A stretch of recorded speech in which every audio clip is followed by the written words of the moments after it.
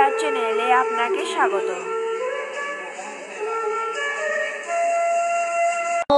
ভগবতে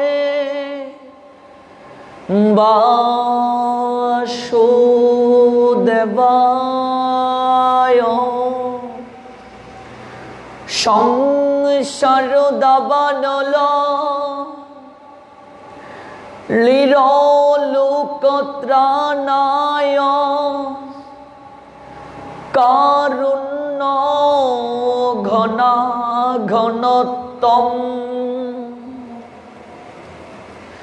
প্রাপ্ত কল্যাণ গুণার্ণবস্য বন্দে গুরশ্রী চরণারবিন্দম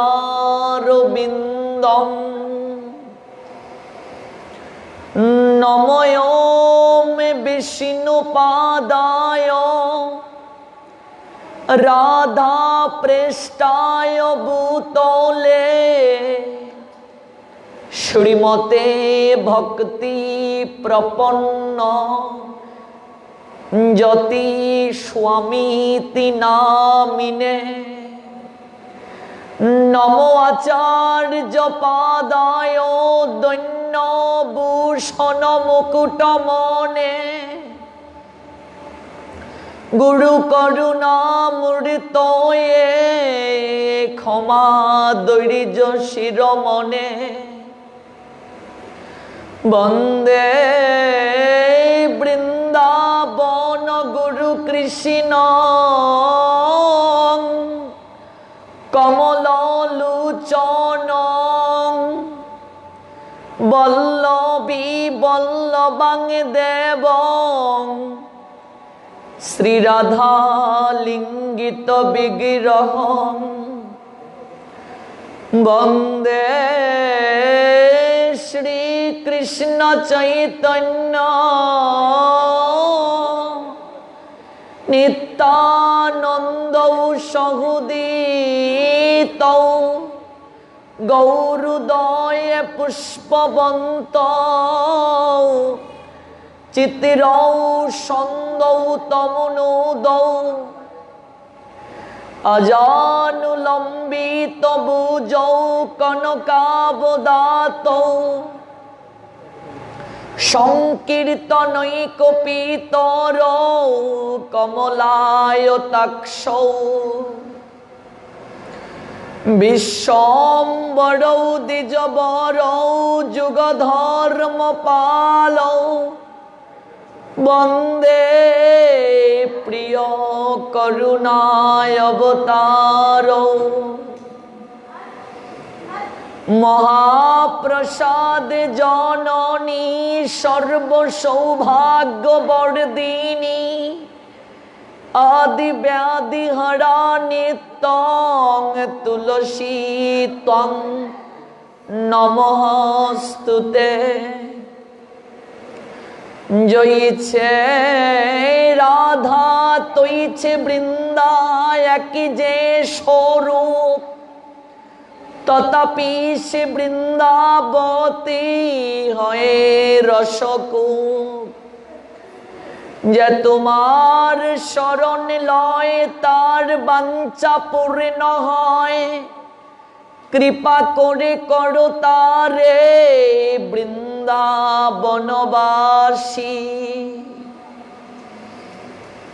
কৃষ্ণায় বাসুদেবায় হরহে পরমাত্মনে প্রণত ক্লেশনাশায় শ্রী গোবিন্দায় নমো নমঃ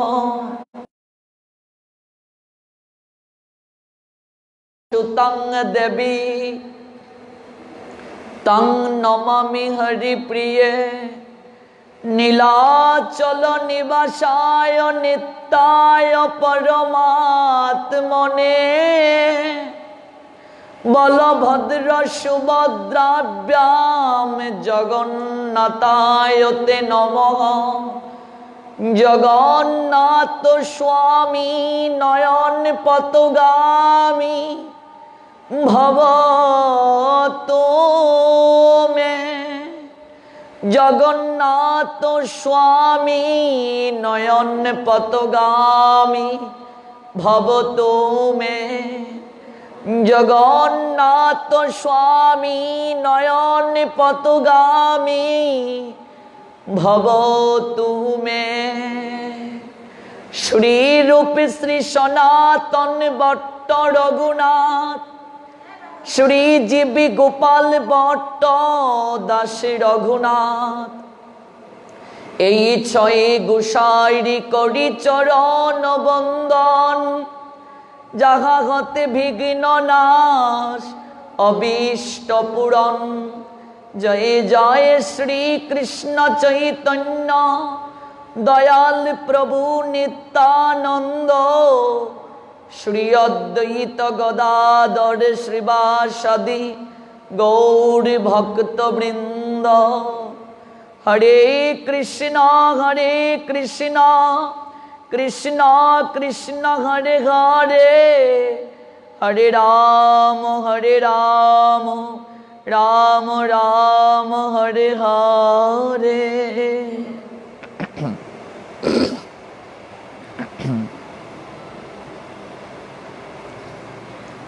সমবেত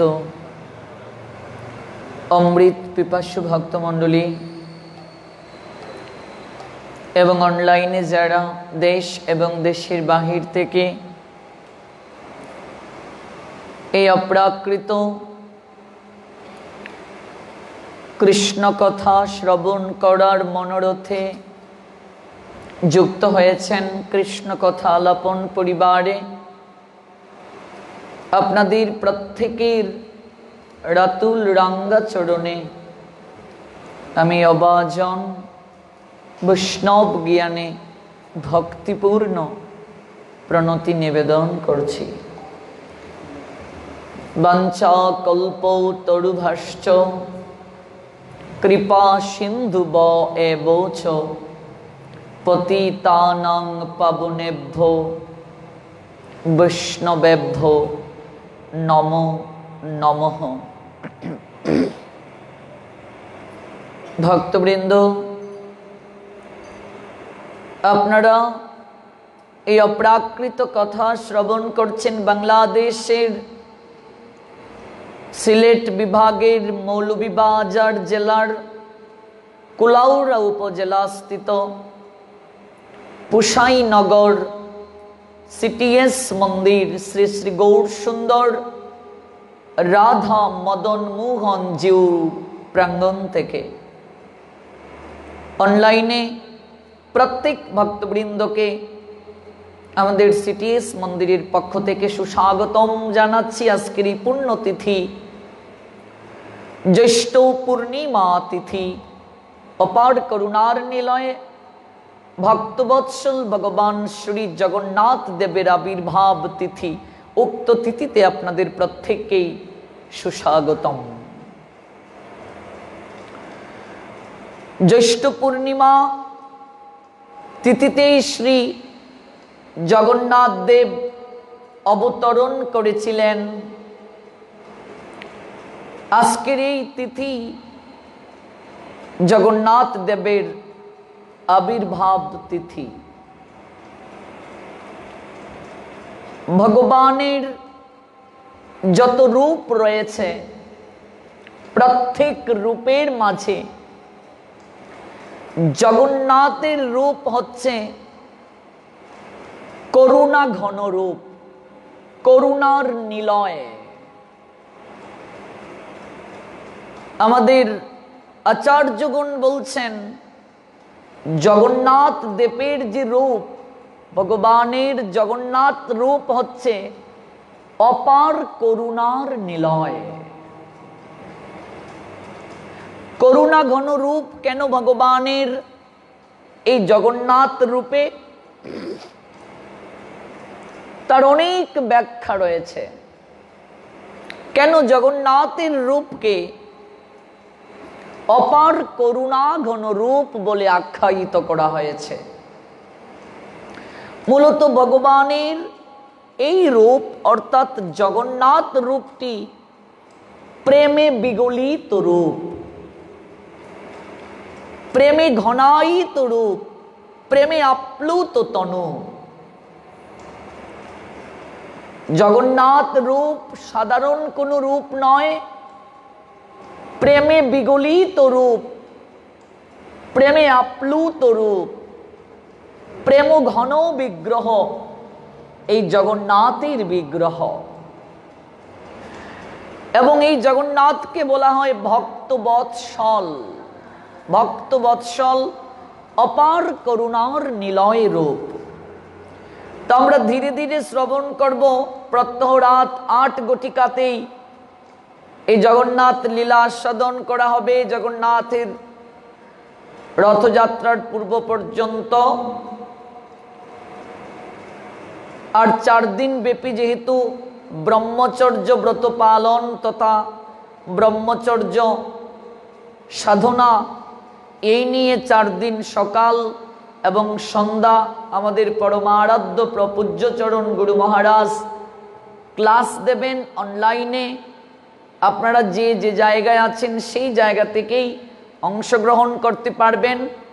কাজে এই 4 দিন ব্রহ্মচর্য ব্রত সাধনার ক্লাস আমরা অনলাইনে করতে পারবো। তৎপর আমাদের প্রত্যহ রাত 8 ঘটিকায় জগন্নাথ লীলামৃত আস্বাদন হবে। আর সকালবেলা প্রত্যহ 7 ঘটিকায় আলোচনা হয় গৌর পার্ষদদের চরিত কথা।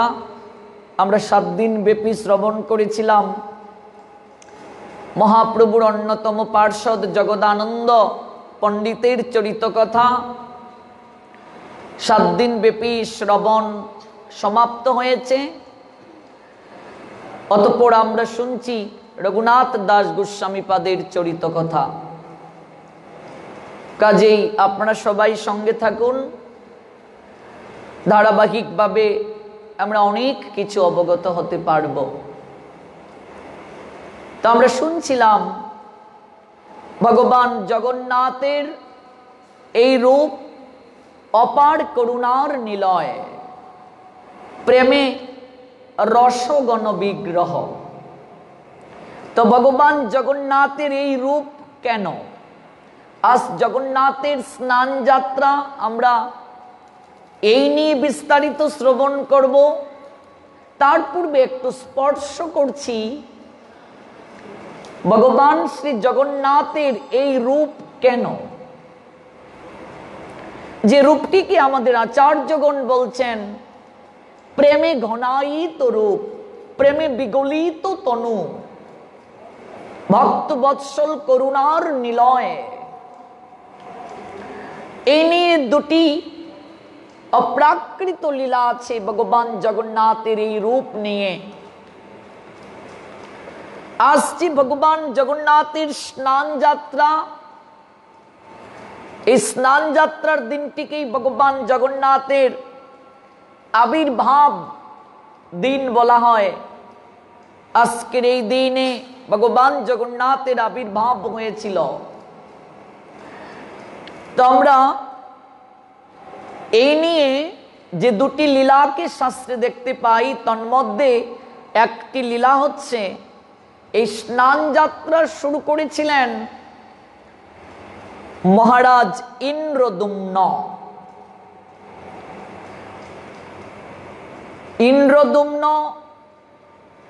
শুধু রাজাই ছিলেন না, তিনি ছিলেন ভক্ত শ্রেষ্ঠ, পরম ভক্ত। পরম শব্দটির অর্থ হচ্ছে শ্রেষ্ঠ। পরম শব্দটি যে কারো ক্ষেত্রে প্রয়োগ করা উচিত নয়। যেমন আমরা এখন যে কারো নামের পূর্বে পরম শব্দটিকে লাগিয়ে দেই, পরম ভক্ত প্রবর, পরম ভাগবত। যিনি ভাগবতের কোনো কিছুই জানেন না, তার নামের পূর্বেও লেখা পরম ভাগবত। যার মাঝে ভক্তির পূর্ণাঙ্গতা নেই, তার নামের পূর্বেও ভক্ত প্রবর শব্দটিকে যুক্ত করে দেই। কিন্তু পরম শব্দটি যে কারো নামের পূর্বে ব্যবহার করা সমীচীন নয়। অনেকগুলো নামের মাঝে একটা নাম হচ্ছে পরম, পরম শ্রেষ্ঠ। তো ইন্দ্রদ্যুম্ন তিনি পরম ভক্ত ছিলেন, শ্রেষ্ঠ ভক্ত। পরম ভক্ত প্রবর যদি তিনি না হতেন তাহলে তার মাধ্যমে কি ভগবান জগন্নাথ আবির্ভূত হতেন? কখনো নয়। এই জন্য তিনি পরম ভক্ত প্রবর। সেই ভক্ত প্রবর রাজা ইন্দ্রদ্যুম্নের সম্মুখে ভগবান আবির্ভূত হয়ে পুরীর সমুদ্র তটে ভেসে আসা একটি কাষ্ঠখণ্ড দিয়ে তার বিগ্রহ নির্মাণের আদেশ প্রদান করেছিলেন। ভগবান রাজা ইন্দ্রদ্যুম্নের নিকট আবির্ভূত হয়ে পুরীর সমুদ্র তট দিয়ে একটি কাষ্ঠখণ্ড ভেসে আসবে এই ভবিষ্যৎবাণী প্রদান করলেন এবং বললেন সেই কাষ্ঠখণ্ড দিয়ে বিগ্রহ তৈরি করার জন্য। তো রাজা তাই করলেন। পরদিন প্রাতে ওই সমুদ্র তট দিয়ে দেখছেন একটি কাষ্ঠখণ্ড ভেসে আসছে, তা তুলে নিয়ে আসলেন এবং একজন উপযুক্ত কাষ্ঠশিল্পীর সন্ধান করতে থাকেন, কার মাধ্যমে এই কাষ্ঠখণ্ড দিয়ে বিগ্রহ নির্মাণ করা যায়। আমরা একেবারে সংক্ষেপে শ্রবণ করছি, নতুবা 7 দিন ব্যাপী কেবল এই লীলাই শ্রবণ করতে আমরা পারব। খুবই সংক্ষেপে শ্রবণ করছি। রাজা অনুসন্ধান করছেন একজন কাষ্ঠশিল্পীর, যিনি এই বিগ্রহ নির্মাণ করবেন। অন্তর্যামী ভগবান ভক্তের হৃদয়ের ভাবকে উপলব্ধি করে এক বৃদ্ধ ব্রাহ্মণকে তার নিকটে পাঠিয়ে দেন। যে বৃদ্ধ ব্রাহ্মণকে পাঠালেন সেই বৃদ্ধ ব্রাহ্মণের বেশটা হচ্ছে ছদ্মবেশ। মূলত বৃদ্ধ ব্রাহ্মণের ছদ্মবেশ ধারণ করে মহারাজ ইন্দ্রদ্যুম্নের নিকটে যিনি এসেছিলেন তিনি হলেন বিশ্বকর্মা। বিশ্বকর্মা মহারাজ ইন্দ্রদ্যুম্নের নৈকট্যে এসেছিলেন।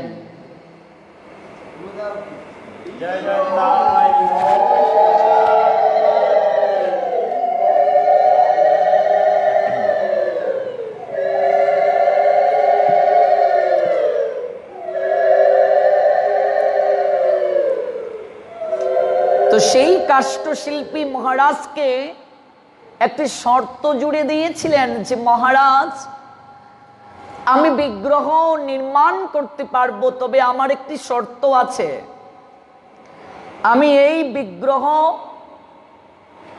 নির্মাণ করতে যে কক্ষে প্রবেশ করব, আমার কার্য সমাপ্ত হওয়ার পূর্বে আপনি আমাকে কখনো বিরক্ত করতে পারবেন না, ডাকতে পারবেন না। দরজা বন্ধ করে আমি এই বিগ্রহ নির্মাণের কাজে ব্রতী হব। রাজা ইন্দ্রদ্যুম্ন তার শর্তে রাজি হয়ে গেলেন। স্বয়ং বিশ্বকর্মাই তো ব্রাহ্মণের ছদ্মবেশ ধারণ করে আসলেন। তিনি একটি কক্ষে প্রবেশ করে ওই কাষ্ঠ দ্বারা বিগ্রহ তৈরির কাজ করছেন।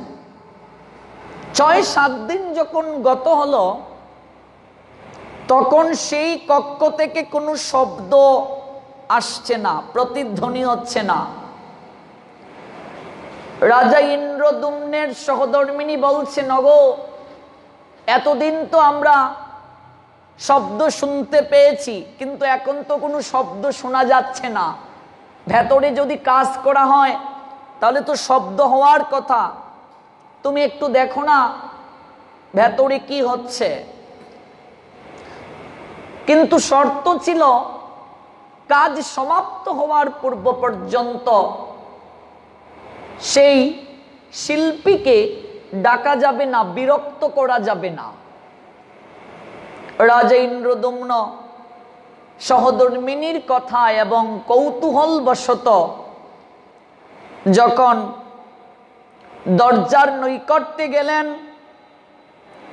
সেই কাঠ শিল্পীকে ডাকতে লাগলেন। বিশ্বকর্মা তাকে প্রতিশ্রুতি দিয়েছিলেন বিগ্রহ তৈরির প্রারম্ভিকায় তাকে ডাকা যাবে না, বিগ্রহ সম্পূর্ণ হবে, সম্পূর্ণ হওয়ার পর আপনা থেকেই দরজা তিনি খুলে দেবেন। কিন্তু সেই প্রতিশ্রুতি মহারাজ রাখতে পারেননি। ভেতর থেকে কোনো যখন শব্দ আসছে না, অতঃপর দরজাকে ভাঙ্গা হলো। ভেতরে প্রবেশ করে দেখেন অর্ধ নির্মিত বিগ্রহ, আর সেই জায়গায় রহস্যময় কাষ্ঠশিল্পী কিংবা দেবশিল্পী নেই, অর্ধ নির্মিত বিগ্রহ পড়ে রয়েছে। রাজা ইন্দ্রদম্ন চিন্তায় পড়ে গেলেন, এই অর্ধ অসমাপ্ত বিগ্রহ দিয়ে তিনি কি করবেন। যখন তিনি বিষণ্ণ চিত্তে ভাবছেন, ঠিক তখনই সেখানে আবির্ভূত হলেন দেবর্ষি নারদ। নারদ আবির্ভূত হয়ে রাজা ইন্দ্রদম্নকে বলছেন, মহারাজ আপনি কোনো চিন্তা করবেন না, ভগবানই হয়তো এমন করেই প্রকট হতে চান, যার কারণেই তিনি অর্ধ নির্মিত হয়ে আছেন, অসম্পূর্ণ অবস্থায় আছেন। আপনি এই বিগ্রহই প্রতিষ্ঠিত করেন। এই যে আমরা জগন্নাথের যে রূপ দেখতে পাই, দেবর্ষি নারদ যখন ইন্দ্রদম্ন রাজাকে এই কথা বললেন, মহারাজ ইন্দ্রদম্ন এই রূপেই প্রতিষ্ঠিত করলেন জগন্নাথ বলদেবার সুভদ্রার বিগ্রহকে। এটা একটি লীলা আমরা দেখতে পাই। আরেকটি লীলা, এই রূপটা হচ্ছে প্রেম ঘন আবর্তিত রূপ। দুধকে আমরা যখন আবর্তিত করি, ঘন করি, জাল দেই উনুনে, তখন সেটা ক্ষীর হয়, স্বাদ বৃদ্ধি পায়। তাছাড়া ঘন যখন হয় তখন দৃষ্টিতে অবলোকিত হওয়ার পর আমরা বুঝতে পারি যেটা গ্রহণ করলে অনেকটা সুস্বাদু হবে। ভগবানের এই রূপটা হচ্ছে একদিক থেকে করুণার নিলয়, অপর দিক থেকে প্রেমে বিগলিত তনু। আমরা দেখতে পাই দাপরে যখন ভগবানের প্রধান প্রধান মহিষীগণ ভগবান শ্রী গোবিন্দের সেবা যত্নে নিজেদেরকে সমর্পিত করার পরও ঘুমের ঘোরে ভগবান শ্রী গোবিন্দ রাধে রাধে বলে চিৎকার করে উঠেন, তখনই রুক্মিণী, সত্যভামা, জাম্বুবতী এই মহিষীগণ কৌতূহল বশত একে অপরের সঙ্গে আলোচনা করছেন, আমরা আমাদের প্রাণনাথের এত সেবা করি, সর্বোত্তম দিয়ে ভালোবাসার চেষ্টা করি, তথাপি আমাদের প্রাণনাথ ঘুমের ঘোরে রাধে রাধে বলে চিৎকার করে উঠে। এই রাধারানীটা কে? এত সেবা করার পরও ভগবান শ্রী গোবিন্দ দ্বারকাতে রাধে রাধে বলে ক্রন্দন করেন, ঘুমের ঘোরে প্রলাপ বকেন। মহিষীগণ তাদের কৌতূহল নিবৃত্তির জন্য রোহিণী মাতার নৈকট্যে গেলেন। রোহিণী মাতা কে? কার মা? বলরামের মা। রোহিণী মাতার নৈকট্যে গেলেন, মাতা আমরা আপনার পুত্রের এত সেবা করি, এরপরও আপনার পুত্র ঘুমের ঘোরে রাধে রাধে বলে প্রলাপ বকেন, এই রাধারানীটা কে গো মা? রোহিণী মাতা তখন বলেছিলেন, পুত্রীগণ, এটা অত্যন্ত গোপনীয় কথা, এই কথা তো সব জায়গায় সব পরিবেশে বলা যাবে না। না মাতা, আমরা শুনতে খুবই আগ্রহী, কারণ ব্রজলীলা এটা সবার নিকটে আস্বাদন করার বস্তু নয়। বৃন্দাবনের এই গোপনীয় লীলা সবার নৈকট্যে আস্বাদ্য নয়। তাছাড়া এই লীলা হচ্ছে মাধুর্যের লীলা। আর রুক্মিণী সত্যভামা জাম্বুবতী ভগবানকে যেভাবে সেবা করেন সেই ভাবটা কি? ঐশ্বর্য ভাব। ঐশ্বর্য যেখানে মাধুর্য সেখানে স্থান পায় না। ঐশ্বর্য আর মাধুর্য একই মুদ্রার এপিঠ অপিঠ হলেও জলার তেলের ন্যায়। ঐশ্বর্য যেখানে, মাধুর্য সেখানে স্থান পেতে পারে না। ঐশ্বর্য মাধুর্য একই সঙ্গে থাকতে পারে না। এই জন্য কোনো আচার্যগণ এরকমও সিদ্ধান্ত দিয়েছেন, শঙ্খকে স্বর্ণ দ্বারা বাঁধানো ঠিক নয়। কারণ স্বর্ণ হচ্ছে রাজসিক ঐশ্বর্য, আর শঙ্খ হচ্ছে সত্য কিংবা মাধুর্য। আর মাধুর্য ঐশ্বর্য এক জায়গায় কখনো থাকতে পারে না। ভাবরাজ্যে ব্যাঘাত ঘটে, কলহ সৃষ্টি হয়। এই জন্য লক্ষ্মী উনি থাকেন বৈকুণ্ঠে। এই তো আমরা হীরা পঞ্চমী তিথি চৈতন্য চরিতামৃত থেকে জানব যে তিথিতে লক্ষ্মী স্বয়ং তার সখীদেরকে নিয়ে বৃন্দাবন থেকে জগন্নাথকে বলরামকে নিয়ে আসতে চেয়েছিলেন। রথে চড়ে বৃন্দাবন আক্রমণ করেছিলেন, জোর করে নিয়ে আসবেন, কিন্তু লক্ষ্মী দেবী বৃন্দাবনে প্রবেশই করতে পারলেন না। রাধারানী থাকেন গোলক বৃন্দাবন, আর লক্ষ্মী থাকেন বৈকুণ্ঠে। আর বৈকুণ্ঠ হচ্ছে ঐশ্বর্যের লীলা নিকেতন, বৃন্দাবন হচ্ছে মাধুর্যের লীলা নিকেতন। মাধুর্য ঐশ্বর্য জল তেলের ন্যায়, দুটি এক জায়গায় থাকলে ভাব রাজ্যে ব্যাঘাত ঘটে। এগুলো অনেক আলোচনা আছে। এই জন্যই তো ভগবান শ্রী গোবিন্দ বৃন্দাবনে লীলাবিলাস করে যখন মথুরায় চলে আসলেন, মথুরা থেকে বৃন্দাবনের দূরত্ব তো বেশি নয়, মাত্র কয়েক কিলোমিটার, 13 কিলোমিটারের মতো। তথাপি 100 বছর ব্রজবাসী গোবিন্দের বিরহে থাকলো। মথুরার হাটে তারা আসে, দধি ছানা মাখন বিক্রি করে।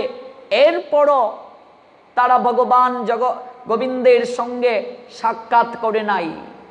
তাহলে বৃন্দাবনের ভক্তদেরকে তো ভগবান শ্রী গোবিন্দ মথুরায় এনে রাখতেই পারতেন, কিংবা কখনো কখনো যেতে পারতেন।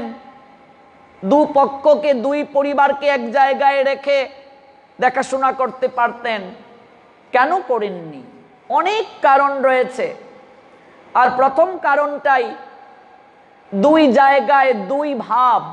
বৃন্দাবনে গোবিন্দের হচ্ছে মধুর ভাব, আর দ্বারকা মথুরাতে হচ্ছে ঐশ্বর্য ভাব। ঐশ্বর্য মাধুর্য কখনো এক জায়গায় থাকতে পারে না, ভাব রাজ্যে ব্যাঘাত ঘটবে। এই জন্য আমরা জগদানন্দ পণ্ডিতের চরিতকথা 7 দিন ব্যাপী সকালবেলা যে শ্রবণ করেছি, সেখানে মহাপ্রভু জগদানন্দকে বলেছেন, জগদানন্দ বৃন্দাবনে যাবে যাও, কিন্তু তুমি বেশি দিন থাকবে না। কারণ মহাপ্রভু জানেন জগদানন্দ ঐশ্বর্যের পূজারী।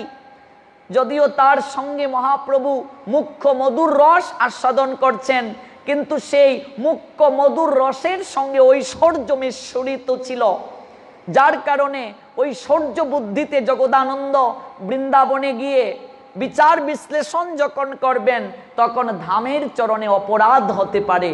এই জন্য বলছেন বৃন্দাবনে যাও, এক মুহূর্ত তুমি সনাতনের সঙ্গ থেকে বঞ্চিত হবে না, সনাতনকে নিয়ে তুমি ধাম দর্শন করবে।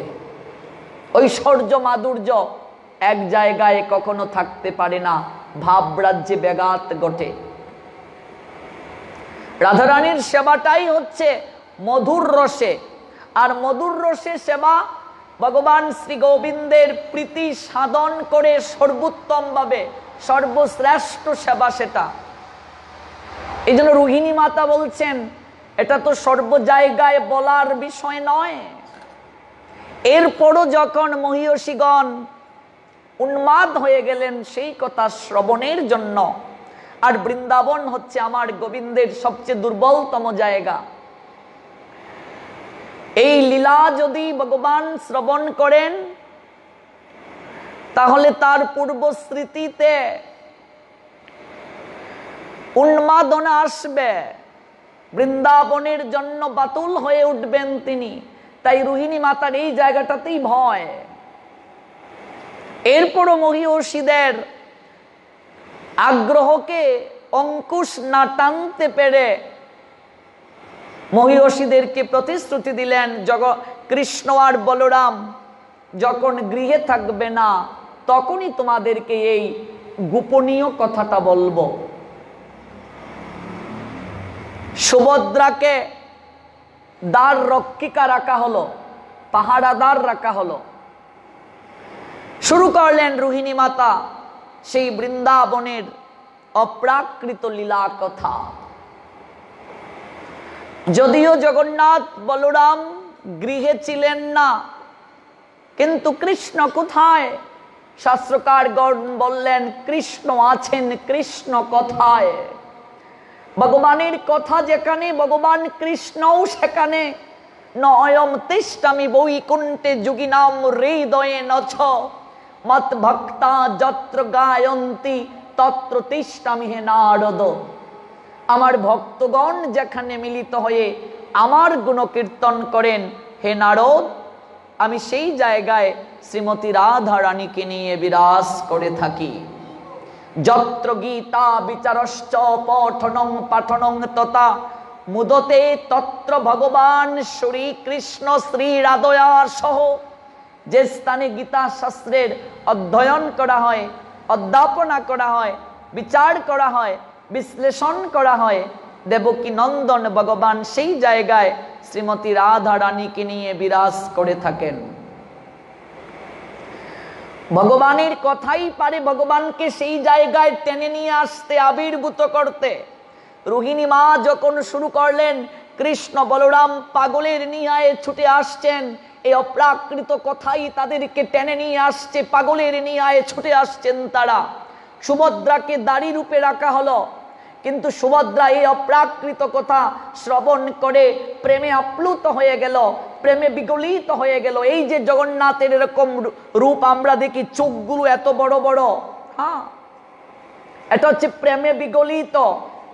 প্রেম যখন পূর্ণ মাত্রায় চলে গিয়েছে তখন সর্বাঙ্গ যেন গলিত হয়ে কষে কষে পড়ছে, চোখগুলো বড় হয়ে গিয়েছে, নাসিকা প্রেমে গলে গেছে, হাত প্রেমে গলে গেছে, তনু প্রেমে গলে গেছে। সুভদ্রাকে দাড়ি রূপে রাখা হলো, কিন্তু সুভদ্রা নিজের মাঝে আর নেই, সে হারিয়ে গেছে, প্রেম রত্নাকরে ডুবে গেছে। কৃষ্ণ বলরাম পাগলের নিয়ায়ে ছুটে আসছেন। বৃন্দাবন লীলা এতটা মাধুর্যমণ্ডিত, ভগবানকে এমন ভাবে আকর্ষণ করে, ভগবান পাগলের নিয়ায়ে ছুটে আসছেন। বলরাম এসে একদিকে দাঁড়ালেন, মাঝখানে সুভদ্রা, জগন্নাথ এসে আরেক দিকে দাঁড়ালেন। কৃষ্ণই তো জগন্নাথ, কৃষ্ণ আরেক দিকে দাঁড়ালেন, বলরাম প্রথম দাঁড়ালেন, মাঝখানে সুভদ্রা। প্রেমে বিগলিত তনু, প্রেমে তনু বিগলিত হয়ে গেছে। এই যে অপ্রাকৃত রূপ, এই রূপ যখন ভগবান শ্রীকৃষ্ণ বলরাম এবং সুভদ্রার মাঝে পরিলক্ষিত হয়েছে, ঠিক তখনই সেই জায়গায় আবির্ভূত হলেন দেবর্ষি নারদ। প্রভু, তোমার এই রূপ তো আর কখনো দেখিনি, কি চমৎকার, কি অনিন্দময়, কি সুকান্তময়। ও প্রভু, এই রূপে তুমি কলিহত জীবকে দর্শন দান করবে, এই রূপে তোমার পূজা হবে।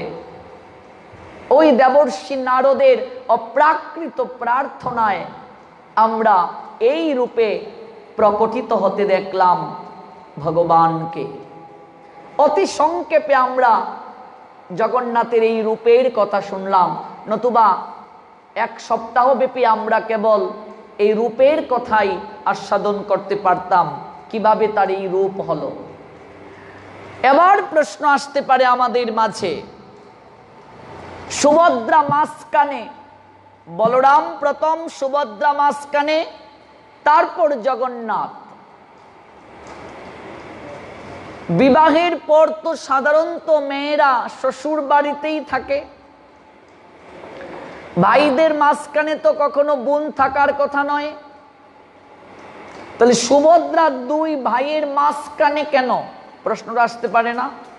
আমরা জগন্নাথকে যখন দর্শন করি মন্দিরে এসে, কখনো কি এই ধারণাটা হৃদয়ে জেগেছে সুভদ্রা ভাইয়ের মাঝখানে কেন, বলরাম প্রথমে কেন, সুভদ্রা মাঝখানে কেন, জগন্নাথ তারপরে কেন? সুভদ্রা মাঝখানে না থেকে তো প্রথমেও থাকতে পারতেন, কিংবা বলরাম প্রথমে কেন, জগন্নাথও তো প্রথমে থাকতে পারতেন, মাঝখানে কেন সুভদ্রা? আমরা শুনবো, যেহেতু ধারাবাহিকভাবে আমরা জগন্নাথের লীলা, জগন্নাথের রথযাত্রা পর্যন্ত শ্রবণ করব, আমরা এই নিয়েও বিস্তারিত শুনব। আপনারা নিয়মিত যুক্ত থাকবেন। আজ আমরা জগন্নাথ দেবের যে স্নান যাত্রা, সেই স্নান যাত্রায় আমরা একটা লীলাকে শ্রবণ করব, জগন্নাথের লীলা। সেটি হচ্ছে এই যে মহাভাগবত ইন্দ্রদুম্ন মহারাজ জগন্নাথের আবির্ভাব তিথি জ্যৈষ্ঠী পূর্ণিমা তিথিতে করেছিলেন অদ্যাবধি, সেই স্নান যাত্রার আয়োজন করা হচ্ছে, ভক্তগণ করছেন। উৎকল ভাষায় রচিত একটি গ্রন্থ আছে, যে গ্রন্থটির নাম হচ্ছে দারডাটা ভক্তি। উৎকল ভাষায় রচিত একটা গ্রন্থ। এই গ্রন্থে একটা চমৎকার লীলা আছে, আমরা এই লীলাটা আজ আস্বাদন করব। জগন্নাথ দেব, বলরাম এবং সুভদ্রা, শুধু একটু বলে রাখি, তারপর বিস্তারিত আমরা ধারাবাহিকভাবে শুনব। গৌণ দৃষ্টিতে সুভদ্রা কৃষ্ণ বলরামের ভগিনী, কিন্তু মুখ্য যে তত্ত্ব, সেই তাত্ত্বিক অর্থে সুভদ্রাই হচ্ছেন যুগমায়া। আর যুগমায়া অঘটন ঘটন পটিয়সী, কৃষ্ণ লীলাতে সহায়তা করেন। ভগবানের অন্তরঙ্গা শক্তি হচ্ছেন যুগমায়া, আর বহিরঙ্গা শক্তি মহামায়া। যুগমায়াকে আশ্রয় করে ভগবান সমস্ত লীলা বিলাস করেন। এই জন্য যুগমায়াকে আশ্রয় করে ভগবান সমস্ত যে লীলা বিলাস করেন, শাস্ত্রে আমরা দেখতে পাই এই যুগমায়াই বুড়িমার রূপ ধারণ করে জটিলা কুটিলাকে ফন্দি দিয়ে রাধারানীকে বের করে নিয়ে এসেছিলেন।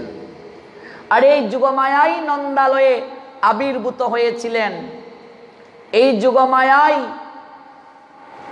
শ্রীগালের রূপ ধারণ করে বসুদেবকে যমুনা পার হওয়ার রাস্তা দেখিয়েছিলেন।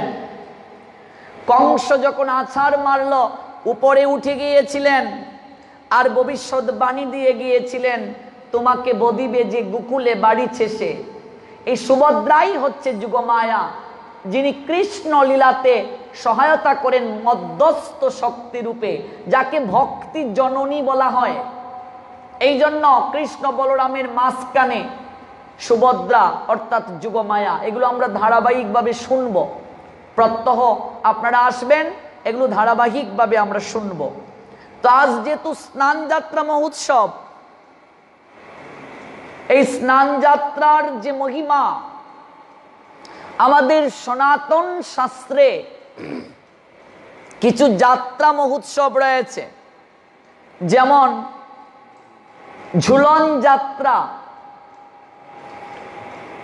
দোলযাত্রা, রথযাত্রা, রাসযাত্রা, প্রত্যেকটা উৎসবের সঙ্গে যাত্রা শব্দটি রয়েছে।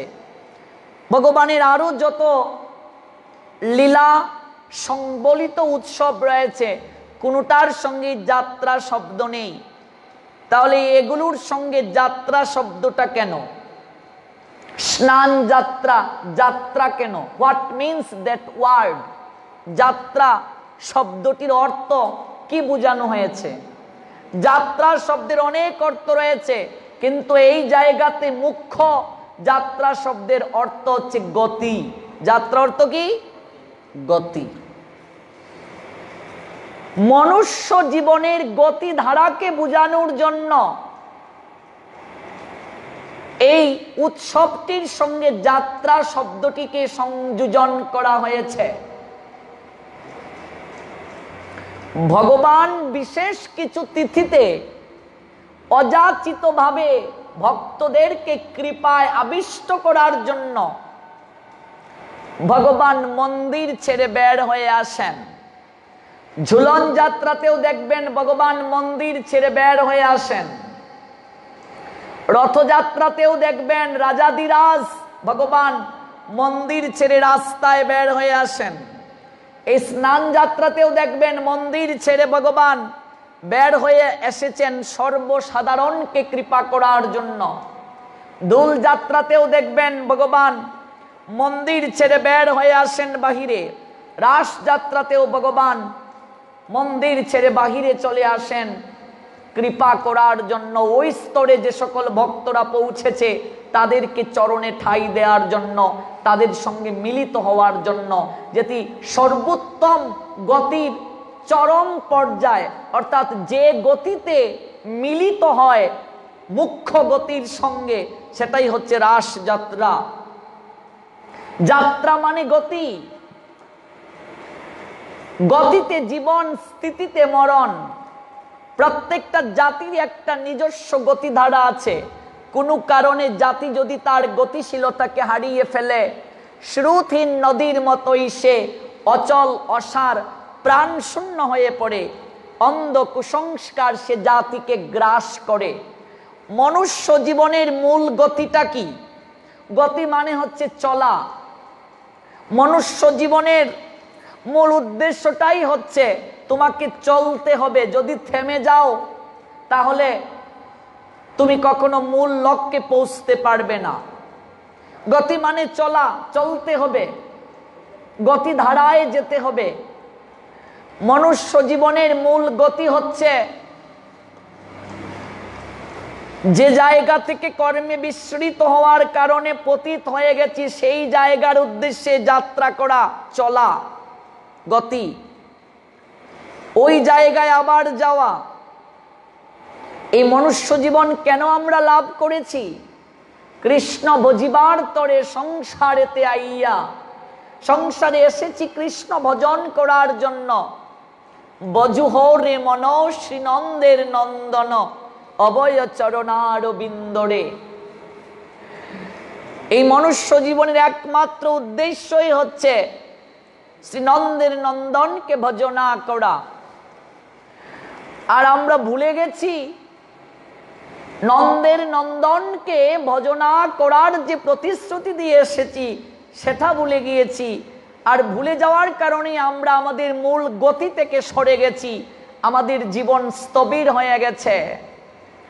ওই আমাদের মূল স্থবিরতা থেকে মূল গতি ধারায় আবার আমাদেরকে সচল রাখার জন্যই এই যাত্রা উৎসবের আয়োজন। আমার কথা কি বুঝতে পেরেছেন? কঠিন হচ্ছে কি? কঠিন ভাবে বলছি কি, আর একটু সরলভাবে বলছি।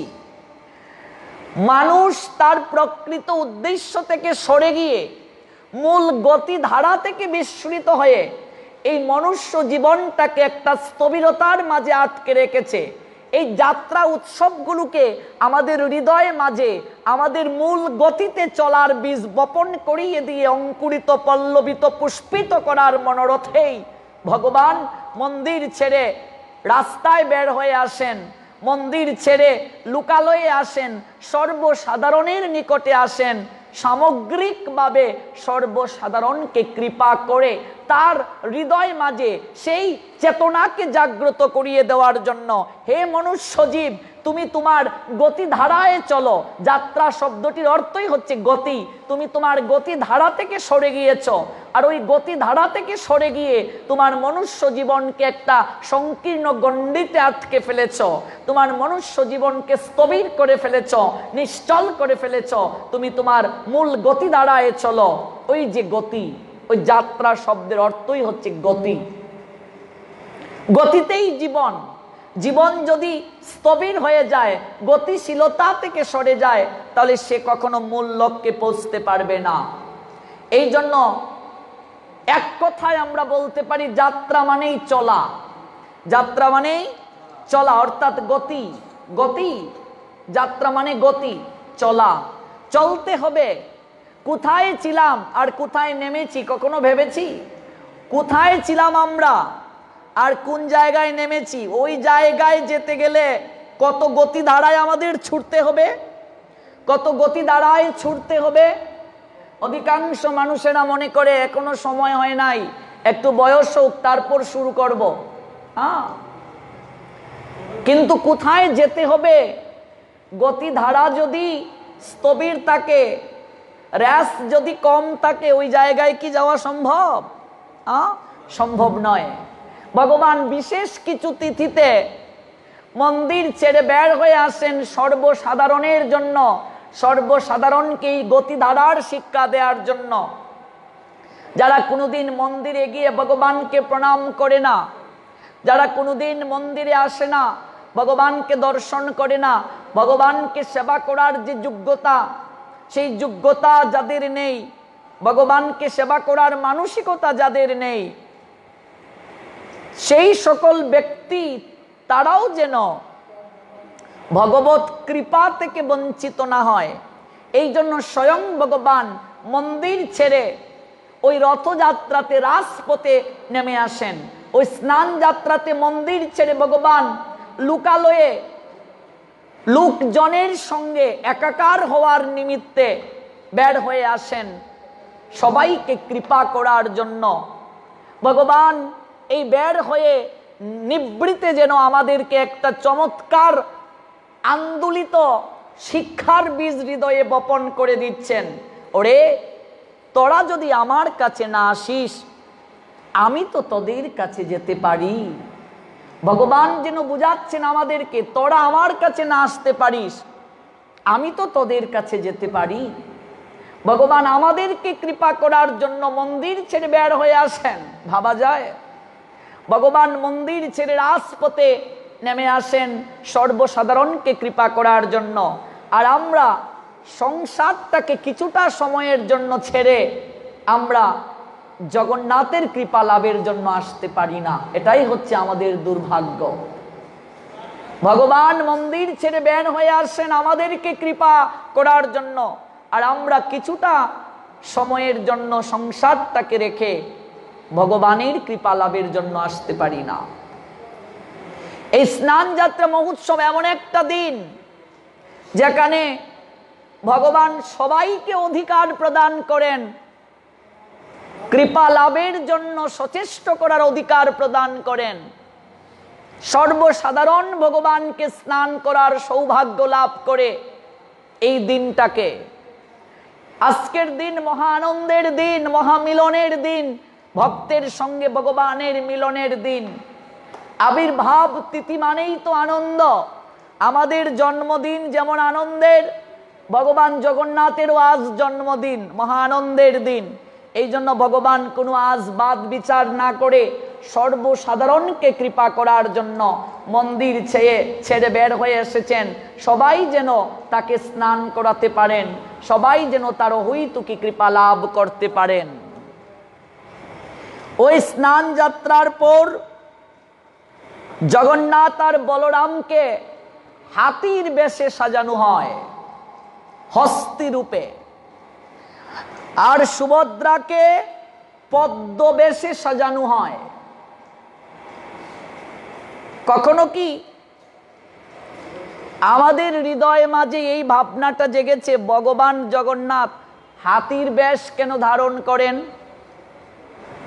কেন তাকে হাতির বেশে সাজানো হয়? চমৎকার একটা লীলা আছে, উৎকল ভাষায় দ্বারদাতা ভক্তি নামক গ্রন্থে এই লীলাটা সংকলন করা হয়েছে। কর্ণাটক দেশের কানিয়ারি নামক একটা গ্রামে, কর্ণাটক দেশ কানিয়ারি নামক একটা গ্রাম, এই গ্রামে গণপতি ভট্ট নামে এক গণেশের ভক্ত ছিলেন। গণেশের যারা আরাধনা করে তাদেরকে কি বলা হয়? গানপত্য। সূর্যের যারা আরাধনা করে তাদেরকে বলা হয় সৌর। শক্তির যারা আরাধনা করে তাদেরকে বলা হয় শাক্ত। শিবের যারা আরাধনা করে তাদেরকে বলা হয় শৈব। আর আমরা কার আরাধনা করি?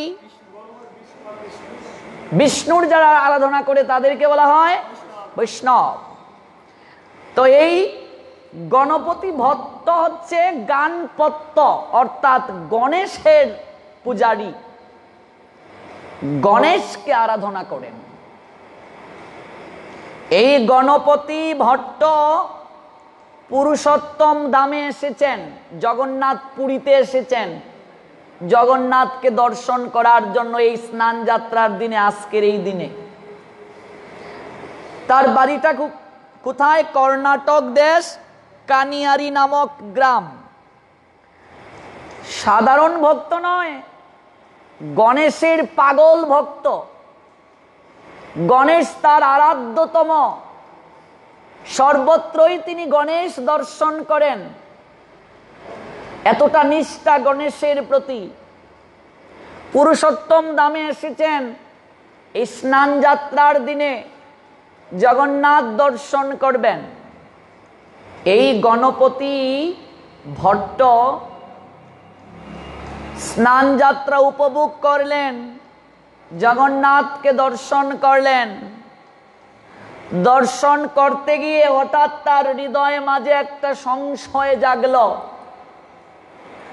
তিনি মনে মনে ভাবছেন, জগন্নাথ, শুনেছি তুমি নাকি পরম ব্রহ্ম।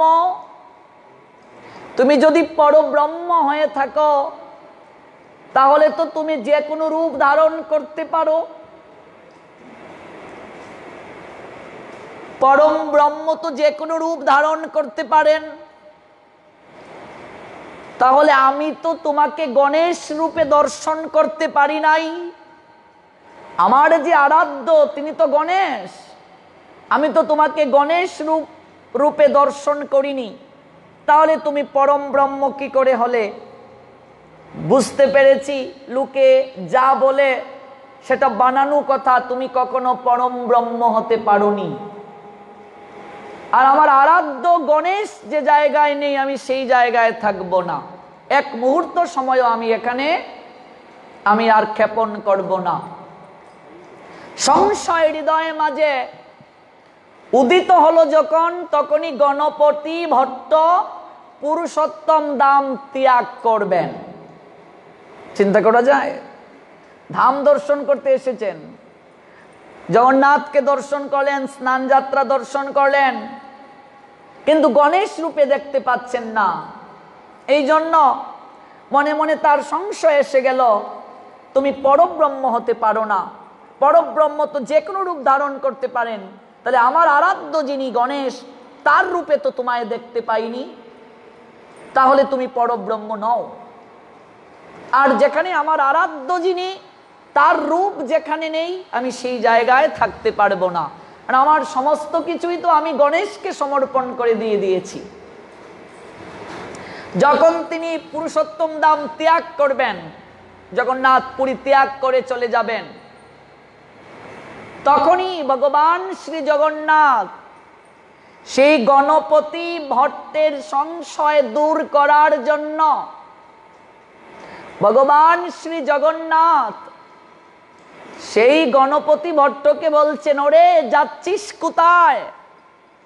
ভালো করে তাকিয়ে দেখ, তুই যার আরাধনা করিস আমার মাঝে তুই তাকে দেখতে পাচ্ছিস কিনা একটিবার ভালো করে তাকিয়ে দেখ।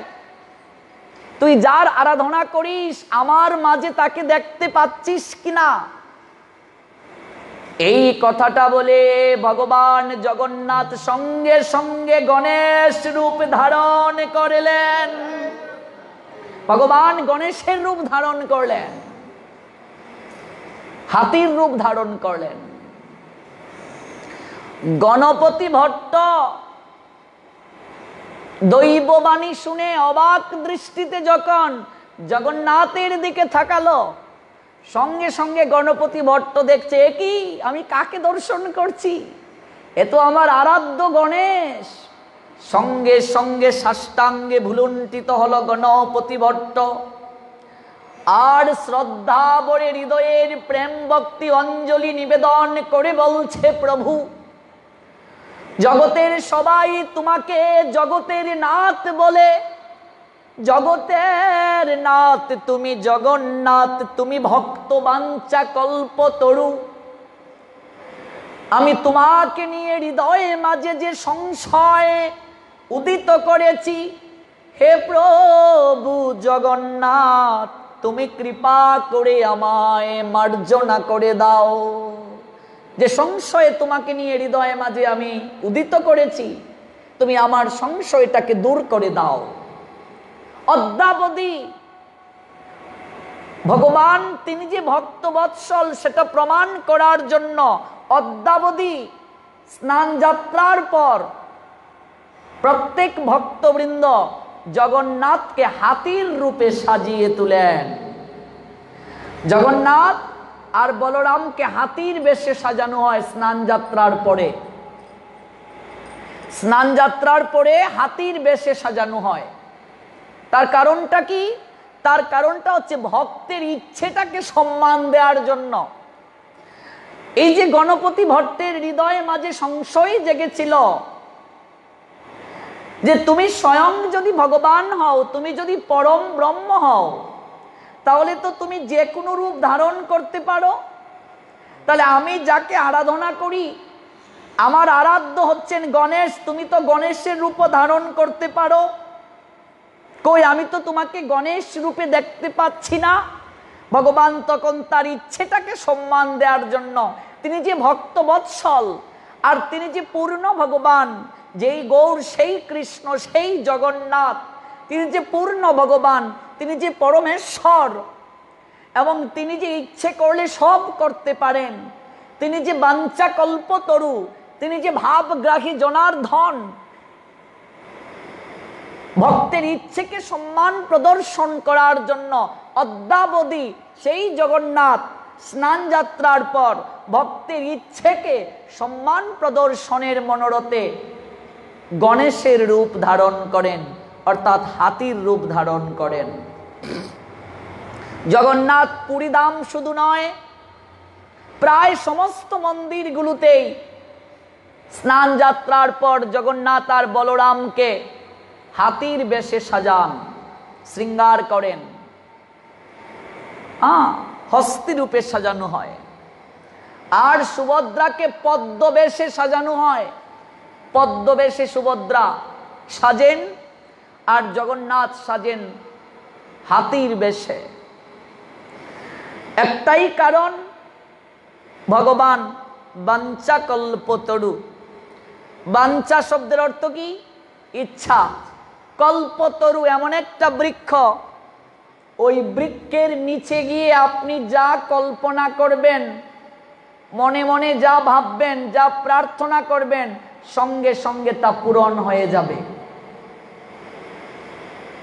এই কল্পতরু বৃক্ষটা কোন জায়গায় পাওয়া যায়?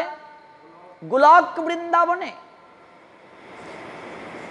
যদি ওই জায়গায় কারো যাওয়ার সৌভাগ্য হয়, এই গোলক বৃন্দাবনের দৃশ্যটা কেমন শাস্ত্র চমৎকার ভাবে বর্ণনা করেছেন। সর্বদা সেখানে বসন্ত ঋতু বিরাজমান। কোন ঋতু? বসন্ত ঋতু সর্বদা। আর গোলক বৃন্দাবনে এখানে কেউ বৃদ্ধ হবে না। কি হবে না? সবাই নটবর থাকবে, নটবর। রোগ নেই, যন্ত্রণা নেই, জ্বালাতন নেই। আর ওই বৃন্দাবনে সবাই কথা বলবে কিভাবে জানেন? গানের মাধ্যমে। গানে গানে কথা। কথা কিভাবে হবে? গানে গানে কথা। কারো মন যদি ভালো থাকে দেখবেন সে গুনগুনিয়ে গান করে। আর সেখানে হাঁটা কিভাবে জানেন? নেচে নেচে হাঁটা। গোলক বৃন্দাবনে হাঁটবে নৃত্যের তালে, নৃত্যের ছন্দে, হেলে দুলে। সব সময় মানুষ যখন একটা ভালো মুডে থাকে, একটু মন যখন আনন্দে থাকে, তখন দেখবেন একটু হেলিয়ে দুলিয়ে গুনগুন করে করে যায়। গোলক বৃন্দাবনে সব সময় মানুষ নৃত্য করবে, নৃত্য করে করে চলবে। আর তাদের কথাটা হবে গানের মাধ্যমে। গানে গানে কথা, গানে গানে কথা হবে। এবার অনেকেই বলছেন আমরা যদি কেউ গান না পারি তাহলে ওই জায়গায় গিয়ে কি করব? এখানে কথাটাই গান, কথাই গান। আর নেচে নেচে হাঁটা। রোগ নেই, সুখ নেই, জ্বালা নেই, যন্ত্রণা নেই, কিচ্ছুটি নেই। সর্বদা বসন্ত ঋতু বিরাজমান। আর সবচেয়ে বড় কথা, বৃদ্ধ কেউ হবে না। আচ্ছা, যদি এই চেহারাটাকে সজীব রাখার কোনো ঔষধ পাওয়া যেত বা ভ্যাকসিন, এই ভ্যাকসিন দিলে কেউ বৃদ্ধ হবে না। আমার মনে হয় এই ভ্যাকসিন পাওয়ার জন্য মানুষ যে কি করত, কত বছর আগে যে বুকিং করত, যে এমন একটা ভ্যাকসিন আবিষ্কৃত হয়েছে যে ভ্যাকসিন দিলে মানুষের যৌবন কখনো কমবে না। মানুষ যৌবনকে ধরে রাখতে চায়, ইন্দ্রিয় তর্পণ করার জন্য মশগুল। আমরা ভাগবতে দেখতে পাই যজাতি উপাখ্যানে নিজের যৌবন ফুরিয়ে যাওয়ার পর ছেলের কাছে যৌবন প্রার্থনা করেছিল। তার মানেটা কি? যৌবন কমুক এটা কেউ চায় না। সবাই চায় আমার শরীরে যৌবন থাকুক, সৌন্দর্য থাকুক।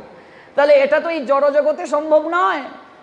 এই জড়জগতের অবস্থানটা কেমন? দেহিন অস্মিন যতা দেহে কৌমারম যৌবনম জড়া। ভগবান বললেন এই দেহটা শৈশব থেকে কৈশোর, কৈশোর থেকে যৌবন, যৌবন থেকে বার্ধক্যে উপনীত হবে। অর্থাৎ জন্ম হয়েছে, একদিন মৃত্যু আমাদের হবে। এই বিশ্ব প্রকৃতির চিরায়ত রীতি অনুসারে এই পৃথিবী জুড়ে চলছে পালা বদলের খেলা। তাই সে খেলার সোপান বেয়ে একদিকে যেমন বেজে উঠে আগমনী সুর, অন্যদিকে বেজে ওঠে বিদায়ের করুণ সানাই। জন্ম হয়েছে, মরতে হবে।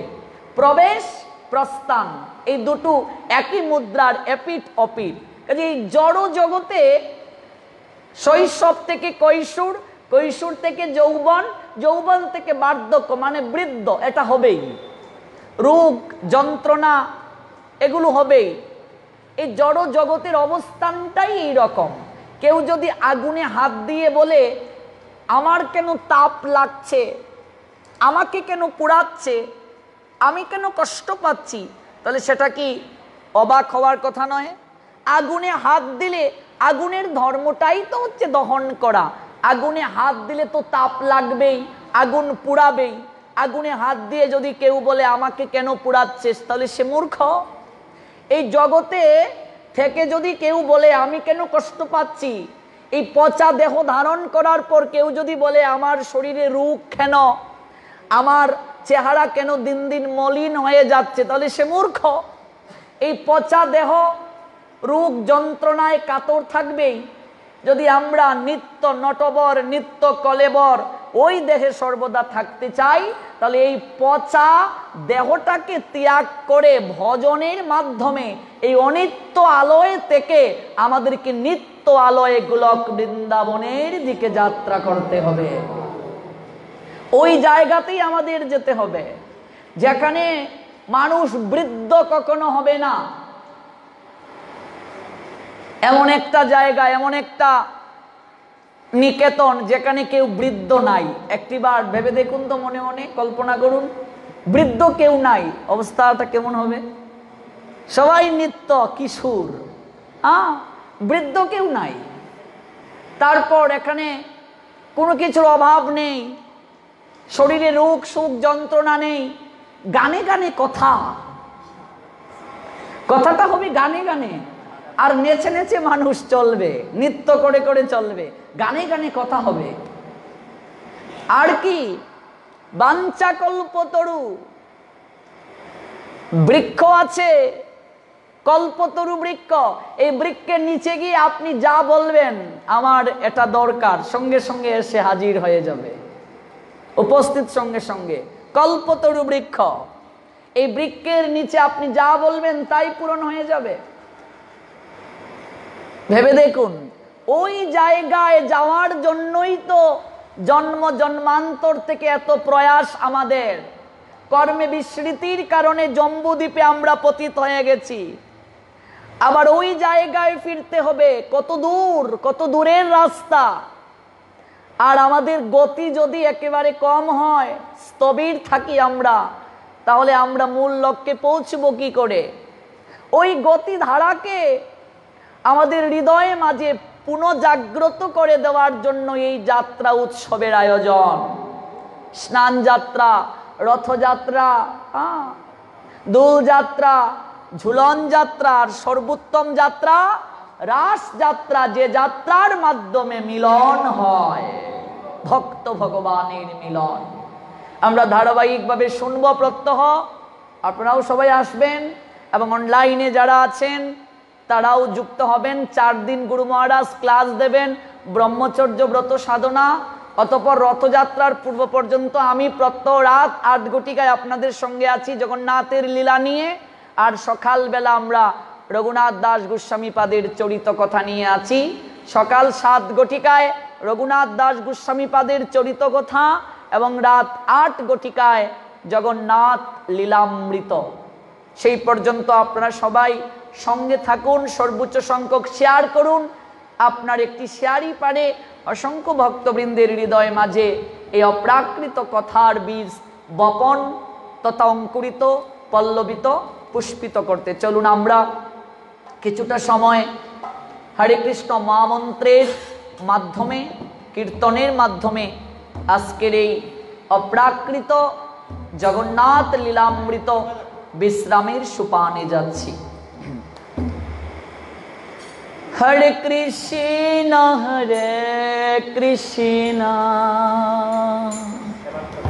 কৃষ্ণ কৃষ্ণ হরে হরে,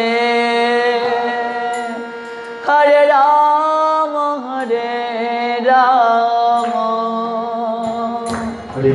রাম রাম হরে হরে।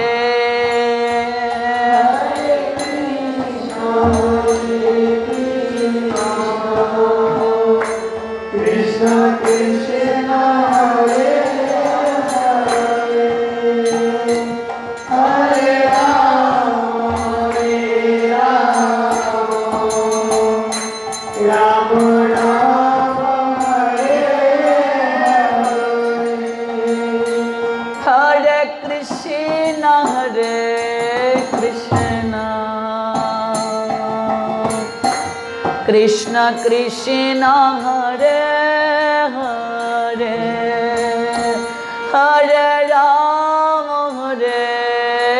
রাম রাম রাম হরে হরে। হরে কৃষ্ণ কৃষ্ণ কৃষ্ণ হরে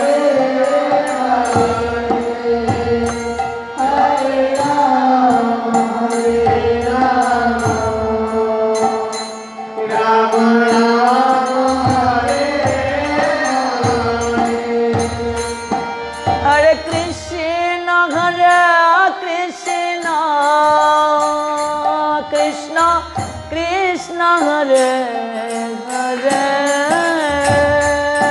हरे राम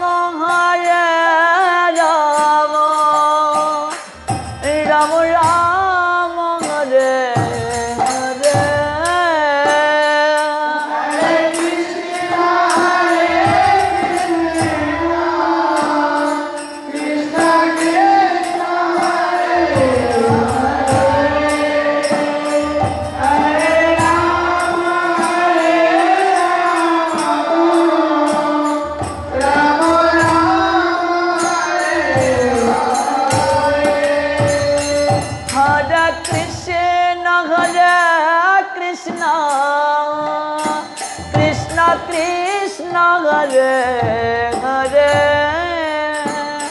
हरे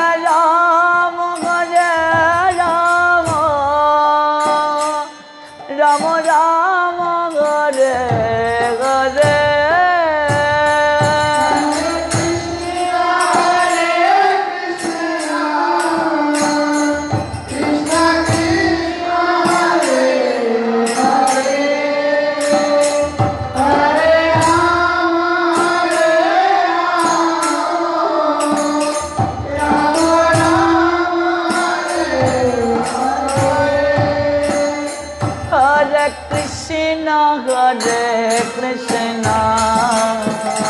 कृष्ण कृष्ण हरे हरे हरे राम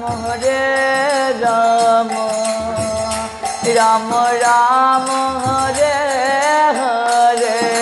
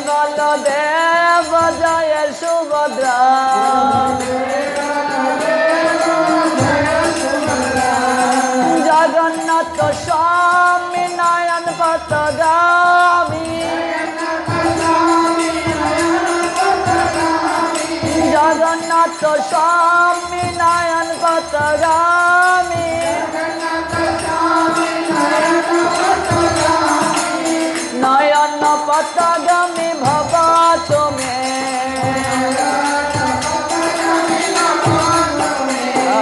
नयन पथगामी भव तुम्हें हरे कृष्ण कृष्ण कृष्ण हरे हरे हरे राम राम राम राम हरे हरे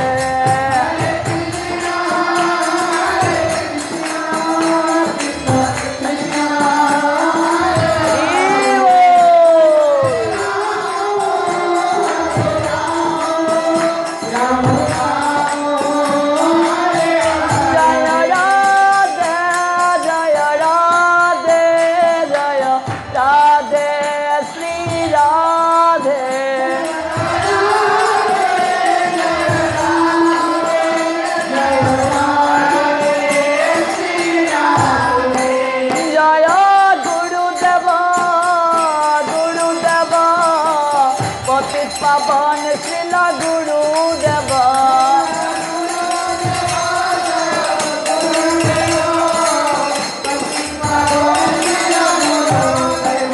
जय परम गुरुदेव परम गुरुदेव परम गुरुदेव जय परम गुरुदेव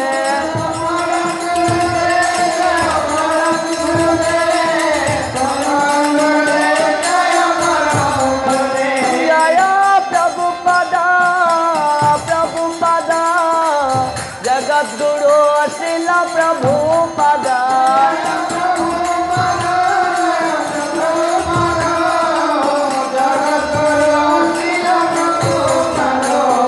जय जय जय जय जय जय जय जय जय जय जय जय जय प्रभुपाद